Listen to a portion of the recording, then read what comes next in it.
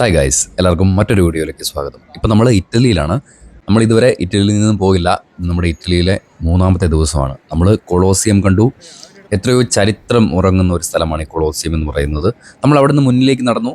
അവിടെ ഈ ചാർലി ചാപ്ലിൻ്റെ ഒരു ഒരു മിമിക് ചെയ്യുന്ന ഒരാളെ നമ്മൾ കണ്ടു കേട്ടോ. എത്ര നന്നായിട്ടാണ് ഇദ്ദേഹം ചെയ്യുന്നതെന്നാണ് ഞാൻ പെട്ടെന്ന് ശ്രദ്ധിച്ചത്. ആ ഒരു പെർഫെക്ഷനിസം അടിപൊളിയാണ്. നമ്മൾ വീണ്ടും മുന്നിലേക്ക് പോവുകയാണ്. നമ്മളിനി ബസ് പിടിച്ചിട്ട് നമ്മളിനി പോകുന്നത് വത്തിക്കാൻ സിറ്റിയിലേക്കാണ്. റോമിൽ തന്നെ, ഇറ്റലിയിൽ തന്നെ സ്വന്തമായിട്ട് ഫ്ലാഗും സ്വന്തമായിട്ട് ഭരണഘടന വരെയുള്ള ഒരു രാജ്യമാണ് ഈ പറയുന്ന വത്തിക്കാൻ എന്ന് പറയുന്നത്. അപ്പം നമ്മൾ വത്തിക്കാനിലേക്ക് പോകണം. ബസ് വലിയ തിരക്കൊന്നുമില്ല. നമ്മൾ നേരെ വത്തിക്കാനിലേക്ക് എത്തി കേട്ടോ. ഈ വലിയൊരു മതിൽ കണ്ടോ? ഈ ഒരു വലിയ മതിലിൻ്റെ അപ്പുറം മറ്റൊരു രാജ്യമാണെന്ന് പറഞ്ഞാൽ വിശ്വസിക്കുമോ? അതെ, ഇതിനപ്പുറം വലിയൊരു രാജ്യമാണ്. വലിയ രാജ്യം ഇൻ ദ സെൻസ് വളരെ കുഞ്ഞൊരു രാജ്യമാണ്. പക്ഷേ അതിൻ്റെ ആ ഒരു പേരും ആ പേരിലൊക്കെ വെച്ച് നോക്കുമ്പോൾ വലിയൊരു രാജ്യമാണ്. ഇവിടെയാണ് ലോകത്തിലെ ഏറ്റവും വലിയ ചർച്ചുള്ളത്. അപ്പോൾ ആ ചർച്ചിലേക്കാണ് നമ്മളിപ്പം പോകുന്നത്. ഇതുണ്ടോ, ഈ ഒരു വലിയ മതിലിൻ്റെ ഒരു വലിപ്പമൊക്കെ നോക്കി. ഈ തൂണ് കഴിഞ്ഞ് നേരെ വത്തിക്കാനാണ് കേട്ടോ. വത്തിക്കാൻ ചർച്ചിലേക്കാണ് കേട്ടോ നമ്മൾ പോകുന്നത്. ഇവിടെ എഴുതി വെച്ചിരിക്കുന്നുണ്ടോ ഡീറ്റെയിൽസൊക്കെ, എങ്ങോട്ടാണ് പോകേണ്ടതെന്നൊക്കെ. അപ്പോൾ നമ്മൾ പയ്യെ ഈ വഴി ഇങ്ങനെ, ഇതാണ് കേട്ടോ അനുവദിച്ചിരിക്കുന്ന ഒരു വഴി നമുക്ക് നടന്നു പോകാനായിട്ടുള്ള.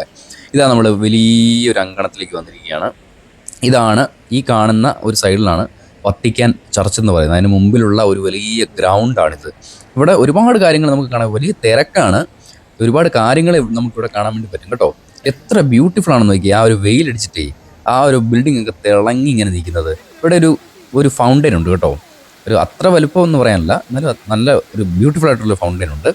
നമുക്ക് ഇവിടുന്ന് നോക്കുമ്പോഴത്തേനും കണ്ടോ, ഇത് വത്തിക്കാൻ ചർച്ചിന് മുമ്പിൽ എഴുതി വെച്ചിരിക്കുന്ന കാര്യങ്ങളൊക്കെയാണ് കേട്ടോ. അതിൻ്റെ മുകളിൽ ഞാൻ ശ്രദ്ധിച്ചത് ഇതൊന്നും മറ്റൊന്നുമല്ല, അതിൻ്റെ മുകളിൽ ആ ഒരു കൊടുത്തിരിക്കുന്ന ആ ഒരു ക്ലോക്കിൻ്റെ രൂപങ്ങൾ, ആ ഒരു ഓരോരോ പ്രതിമകളുടെയൊക്കെ ഒരു ഭംഗി, അത് എത്രയോ കാലമായെന്നാണ്, എത്രയോ നൂറ്റാണ്ടുകളായിട്ട് ഇങ്ങനെ നിൽക്കുന്നു, ഒരു കേടുപാടുകളും സംഭവിക്കാതെ. അപ്പോൾ അതൊക്കെ പണിത ആ ഒരു സമയത്തെ അവരുടെയൊക്കെ ഒരു സ്കില്ലെന്ന് പറഞ്ഞു കഴിഞ്ഞാണല്ലോ, അതൊക്കെ നമുക്ക് എങ്ങനെ പറയണമെന്ന് അറിയത്തില്ല. നമുക്ക് ചർച്ചിനകത്തേക്ക് പോകാം കേട്ടോ. അപ്പോൾ ഈ ഒരു ക്യൂ കണ്ടോ, ഈ ഒരു ക്യൂ നമ്മൾ ഫോളോ ചെയ്ത് വേണം ചർച്ചിനകത്തേക്ക് പോകാൻ. നല്ല തിരക്കാണ്.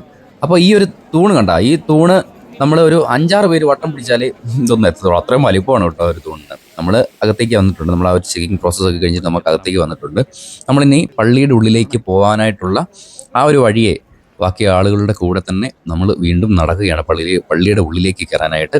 ഇതുണ്ടോ ആ ഒരു തിരക്കൊക്കെ നോക്കി, നല്ല ജനത്തിരക്കുണ്ട്. അത് മാത്രമല്ല, ആളുകളെല്ലാം കുറേ എക്സൈറ്റഡ് ആണ് ഈ ഒരു പള്ളി കാണുക എന്ന് പറയുന്നത്. ജസ്റ്റ് ഒരു പള്ളി മാത്രമല്ലല്ലോ, ഒരു ചരിത്രമല്ലേ. അപ്പോൾ അത് കാണുക എന്ന് പറയുന്നത് ഒരു വലിയൊരു ഒരു അത്ഭുതം പോലെയാണ് ആളുകൾ കാണുന്നത് കേട്ടോ. എത്രയോ തിരക്കാണെന്ന് നോക്കും. എല്ലാവരുടെയും കയ്യിൽ ക്യാമറയുണ്ട്, എന്തെങ്കിലുമൊക്കെ ഫെസിലിറ്റീസ് എല്ലാവരുടെയും കയ്യിലുണ്ട് ക്യാപ്ചർ ചെയ്തെടുക്കാനായിട്ട്. അതിനുള്ളിലേക്ക് കയറുന്ന ആ ഒരു മൊമെൻറ്റ് ക്യാപ്ചർ ചെയ്തെടുക്കാനായിട്ട് നമ്മളിതാ ഈ ഒരു വലിയ വാതിൽ കടന്ന് നേരെ ചെല്ലുന്നത് വത്തിക്കാൻ ചർച്ചിൻ്റെ ഉള്ളിലേക്കാണ്.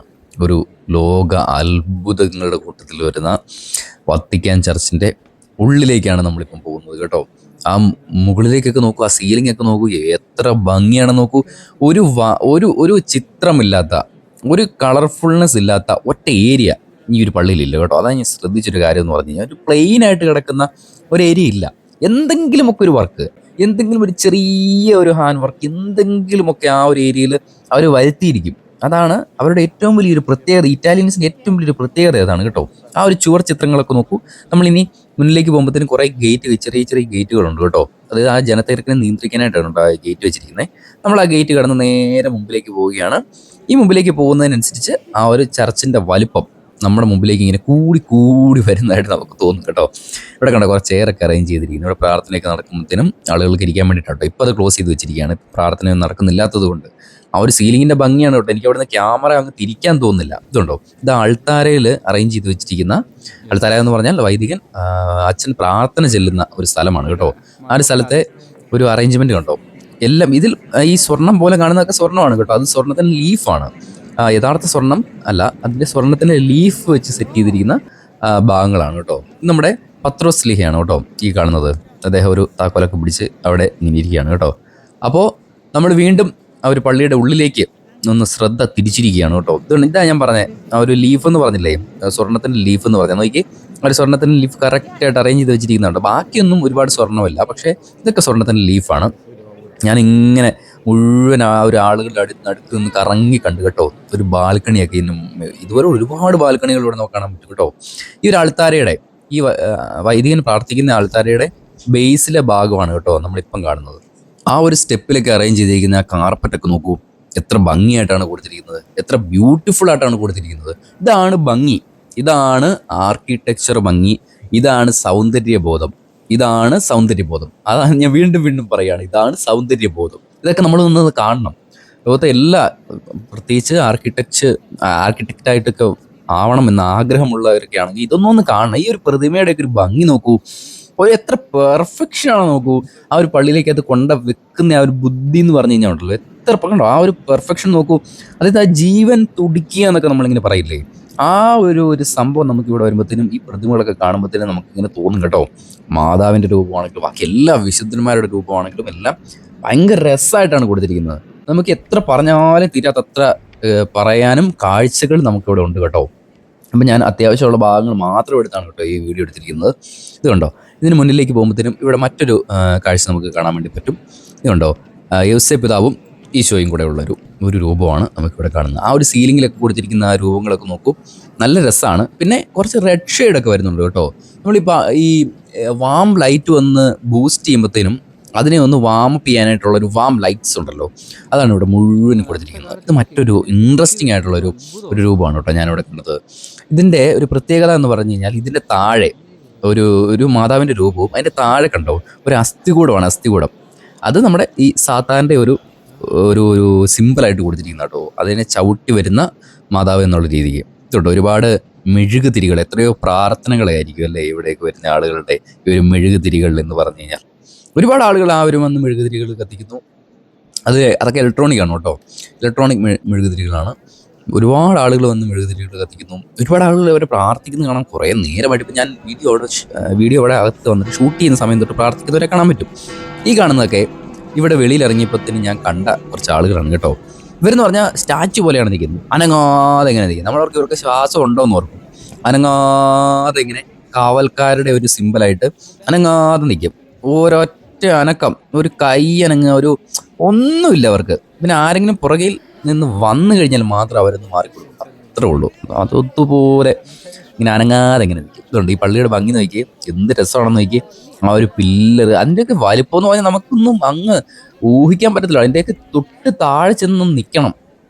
ഈ പള്ളിയുടെ അല്ലെങ്കിൽ ഇറ്റാലിയൻസിൻ്റെയൊക്കെ ആ ഒരു ആർക്കിടെക്ചറിൻ്റെ ഭംഗി നമ്മൾ മനസ്സിലാക്കണമെങ്കിൽ അവരുടെ അവർ പണിതിരിക്കുന്ന സംഭവങ്ങളുടെ താഴെ ഒന്ന് ചെന്ന് നിൽക്കണം. അപ്പം മാത്രം നമുക്ക് അതിൻ്റെ ഭംഗി അറിയത്തുള്ളൂ. എന്ത് വലുപ്പം എന്നറിയോ, നമുക്കത് ഊഹിക്കാൻ പോലും പറ്റില്ല. അതായത് ഒരു മനുഷ്യൻ്റെ അത്രയും വലിപ്പമുള്ള ഒരൊറ്റ ബ്രിക്ക് വെച്ചിട്ടാണ്, ഒരൊറ്റ കട്ട വെച്ചിട്ടാണ് അവരിതെല്ലാം ഉണ്ടാക്കി വെച്ചിരിക്കുന്നത്. ഒന്ന് ചിന്തിച്ചു നോക്കി, അവർ അന്നത്തെ കാലത്ത് ഈ ക്രെയിനൊന്നും ഇല്ലാത്ത കാലത്ത് ഇവരെങ്ങനെയാണ് ഇതൊക്കെ ഈ ഇത്രയും ഉയരത്തിലേക്ക് ഇതൊക്കെ വെച്ച് ഇത് എടുത്തു എന്ന് പറയുന്ന ഒരു വലിയൊരു അത്ഭുത ഒരു സംഭവമാണ് കേട്ടോ. ഇവിടെ കണ്ട ഒരുപാട് ചെയർ നമുക്ക് കാണാൻ വേണ്ടി പറ്റും. ഇത് ഇവിടെ പ്രാർത്ഥനയൊക്കെ നടക്കുമ്പോൾ ഇപ്പോൾ പോപ്പ് കുർബാന ചെല്ലുന്ന പള്ളിയാണ് കേട്ടോ ഇത്. അപ്പോൾ ഈ പോപ്പിൻ്റെ പ്രാർത്ഥനകളൊക്കെ നടക്കുമ്പോൾ അത്ര ആളുകൾ കാണുമല്ലോ, അവർക്കൊക്കെ ഇരിക്കാനായിട്ടുള്ള സംവിധാനങ്ങളൊക്കെയാണ് കേട്ടോ ഇവിടെ ഈ കാണുന്നതൊക്കെ. ഇവിടെ കണ്ടോ ഈ ഒരു ഇടനാഴിയിൽ നമ്മൾ ആ മുമ്പ് കണ്ട കുറേ തൂണുകളില്ലേ, ആ തൂണുകളുടെ ഇടനാഴിയിലൂടെ നോക്കുമ്പോൾ കാണുന്ന കാഴ്ചകളാണ് കേട്ടോ ഇത്. അതിൻ്റെ ഒരു വലിപ്പം എന്നൊക്കെ പറഞ്ഞു കഴിഞ്ഞാൽ ഉണ്ടല്ലോ, ഓരോ തൂണുകളുടെയും വലിപ്പം എന്നൊക്കെ പറഞ്ഞു കഴിഞ്ഞാൽ അയ്യോ, ഞാൻ എങ്ങനെ അത് പറഞ്ഞു തരുമെന്ന് എനിക്കറിയില്ല. അത്രയും വലിപ്പമാണെന്നേ, ഭയങ്കര വലിപ്പമാണ് ഇതിനൊക്കെ. ആളുകളുടെ പുറകെ നമ്മൾ നടന്നു പോകാൻ കേട്ടോ. നമ്മൾ പള്ളിയിലെ വെളിയിലേക്ക് വന്നു. ഇവിടെ ഇങ്ങനെ ഒരുപാട് ഇങ്ങനെ കടകളൊക്കെ കേട്ടോ. അവിടെ നമുക്ക് ഓരോരോ വത്തിക്കാനെ സിംബലൈസ് ചെയ്യുന്ന സുവനീർസ് ഒക്കെ നമുക്ക് ഇവിടുന്ന് വാങ്ങിക്കാൻ വേണ്ടി പറ്റും കേട്ടോ. ഞാനിവിടെ ഇറങ്ങിയപ്പോൾ, നമ്മൾ കയറിയപ്പോൾ തന്നെ നല്ലൊരു പകലായിരുന്നു, വൈകുന്നേരം ആവുന്നതേ ഉള്ളായിരുന്നു. നമ്മൾ ഇറങ്ങിയപ്പോൾ നല്ല രാത്രി ആയിട്ടുണ്ട് കേട്ടോ. എല്ലാ ഇടങ്ങളിലും, എല്ലാ സ്ട്രീറ്റിലാണെങ്കിലും എല്ലാ നഗരങ്ങളിലാണെങ്കിലും എല്ലാം നല്ല വാം ലൈറ്റാണ് കേട്ടോ. അവിടെ ആ വെട്ടത്തിൻ്റെ ഒരു പ്രത്യേകത നിങ്ങൾ ശ്രദ്ധിച്ചോ, എല്ലാം വാം ലൈറ്റാണ്. അതായത് ഒന്നാമതേ ഒരു സ്വർണത്തിൻ്റെ ഷെയ്ഡുണ്ട് ഇവരുടെ ബിൽഡിങ്സിനൊക്കെ. അതിൻ്റെ കൂട്ടത്തിൽ ഈ വാം ലൈറ്റും കൂടെ ആകുമ്പോഴത്തേനുള്ളൊരു ഭംഗിയുണ്ടല്ലോ. നമ്മളിത് തിരിച്ചു പോവാണ് കേട്ടോ. നമ്മൾ എവിടെ നിന്നാണ് വന്നത്? നമ്മൾ കൊളോസിയത്തിൽ നിന്നാണ് ഇങ്ങോട്ട് വന്നത് കേട്ടോ. അപ്പോൾ നമ്മൾ തിരിച്ച് കൊളോസിയത്തിൽ പോയാൽ മാത്രമേ, അതിൻ്റെ ആ ഒരു ഏരിയയിലാണ്, കൊളോസിയത്തിനോട് ചേർന്ന് തന്നെയാണ് മെട്രോ സ്റ്റേഷൻ കണ്ടോ. നമ്മൾ കൊളോസിയത്തിലെത്തി. അപ്പോൾ ഈ മെട്രോ സ്റ്റേഷനിൽ കയറിയിട്ട് വേണം നമുക്ക് തിരിച്ച് എയർപോർട്ടിലേക്ക് പോകാൻ. ഇത് കണ്ടോ ആ ഒരു രാത്രിയിലത്തെ ആ ഒരു ഭംഗി, കൊളോസിയത്തിൻ്റെ രാത്രിയിലത്തെ ഒരു ഭംഗി നോക്കി. ഞാൻ പറഞ്ഞില്ലേ, വാം ലൈറ്റാണ്. ഏത് മുക്കിലും മൂലയിലും വാം ലൈറ്റ് മാത്രമേ ഉള്ളൂ. കൊളോസിയത്തിൻ്റെ കാര്യങ്ങളും അതിൻ്റെ ചരിത്രവും എല്ലാം ഞാൻ ഇതിന് മുമ്പത്തെ വീഡിയോയിൽ പറയുന്നുണ്ട് കേട്ടോ. കാണാത്തവരുണ്ടെങ്കിൽ നമ്മുടെ കൊളോസിയത്തിൻ്റെ വീഡിയോയും ഇറ്റലിയിലെ ഫസ്റ്റ് സെക്കൻഡ് പാർട്സ് നമ്മുടെ യാത്രകളുടെ വീഡിയോസ് ഒന്ന് കണ്ടു നോക്കാം. അപ്പോൾ നമുക്ക് ഡീറ്റെയിൽ ആയിട്ട് അത് മുഴുവൻ അറിയാം. വിക്ടർ ഇമ്മാനുവൽ മോണുമെൻ്റ്, അങ്ങനെ ഒരുപാട് കാര്യങ്ങൾ ഞാൻ പറയുന്നുണ്ട് കേട്ടോ. അപ്പോൾ നമ്മുടെ ഇറ്റാലിയൻ ട്രിപ്പ് അവസാനിച്ചിരിക്കുകയാണ്. ഇപ്പം എൻ്റെ പുറകെ കാണുന്ന കൊളോസിയാണ്. നമ്മൾ രാവിലെ സ്റ്റാർട്ട് ചെയ്തതും കൊളോസിയത്തിൽ നിന്നാണ്. ഇപ്പോൾ എൻ്റെ ഇന്നും അതേ കൊളോസിയത്തിൽ തന്നെയാണ്. അപ്പോൾ ഇവിടെ ഇപ്പോൾ ലൈറ്റൊക്കെ ഇട്ട് സെറ്റ് ചെയ്തിട്ടുണ്ട്. നമ്മൾ രാവിലെ വന്നപ്പോഴത്തെ കാഴ്ച പോലെയല്ല, ലൈറ്റൊക്കെ ഇട്ട് ഭയങ്കര ബ്യൂട്ടിഫുൾ ആക്കിയിട്ടുണ്ട്. അതെല്ലാം എല്ലാ ഷോട്ടുകളും ഞാൻ വീഡിയോയിൽ ആഡ് ചെയ്തിട്ടുണ്ട്. അപ്പോൾ ഇതായിരുന്നു നമ്മുടെ ഫുൾ ഇറ്റാലിയൻ ട്രിപ്പ് പ്ലാൻ എന്ന് പറയുന്നത്. ഇനിയിപ്പോൾ നമ്മൾ നേരെ എയർപോർട്ടിലേക്ക് പോയിട്ട് നമ്മൾ നേരെ നമ്മുടെ തിരിച്ച് മാൾട്ടയിലേക്ക് പോകാമെന്നുള്ളതാണ് നമ്മുടെ തിരിച്ച് വീടണയുക എന്നുള്ളതാണ് നമ്മുടെ അടുത്ത പ്ലാൻ. അപ്പോൾ നമുക്ക് വീട്ടിൽ ചെന്ന് കാണാം. നമ്മുടെ കണ്ട ഓരോ കാഴ്ചയും അടിപൊളിയാണ്. അതായത് ഇറ്റാലിയൻ അല്ലെങ്കിൽ റോം എന്ന് പറയുന്നത്, നമ്മൾ റോമിലാണ് വന്നത്. റോം എന്ന് പറഞ്ഞ ചരിത്രമാണ്.